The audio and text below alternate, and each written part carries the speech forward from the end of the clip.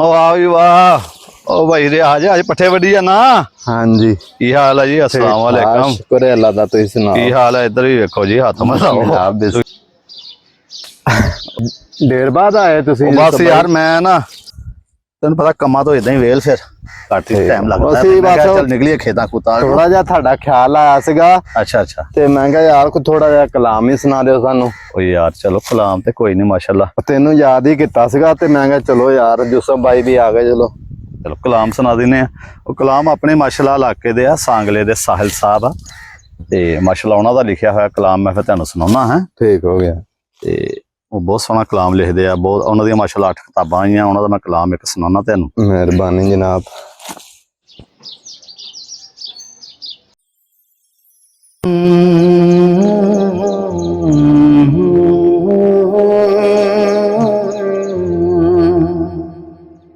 दिल दिया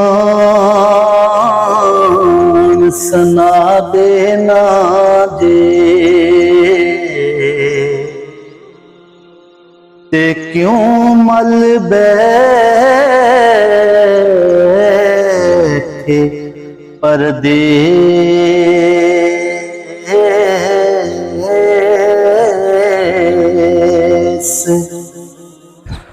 रुल गई साडी जिंद निमानी,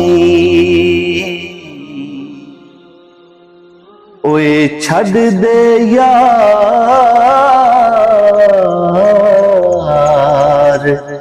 कलेश।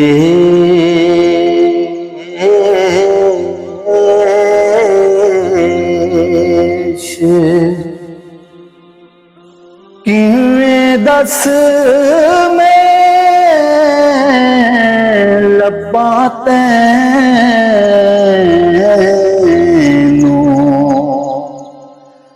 मैनू दस दे अपना देस।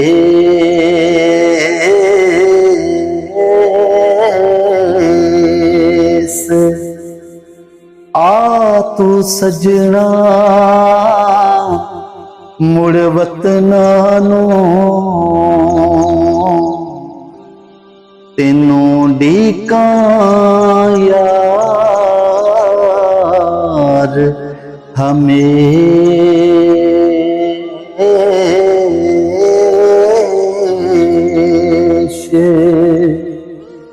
हर गल सजना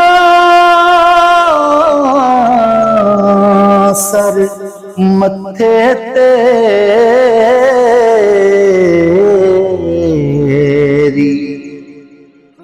कोई दे जान आदेश।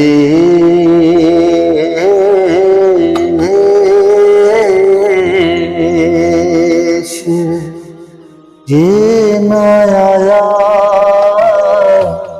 साहिल तो मैनू वटना पैसी वेस।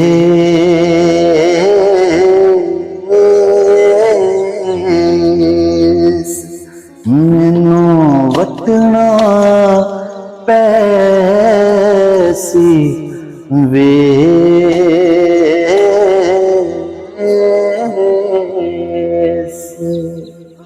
माशाअल्लाह साहिल साहब बहुत अच्छा लिखते हैं। पढ़न का भी मजा आता, सुकून मिलता रूह नूं भी।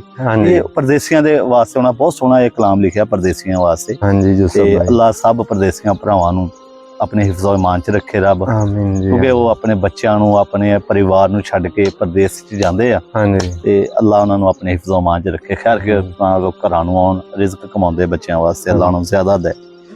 अल्लाह साहिल साहब नूं तंदुरुस्ती सेहत दे। आमीन जी आमीन।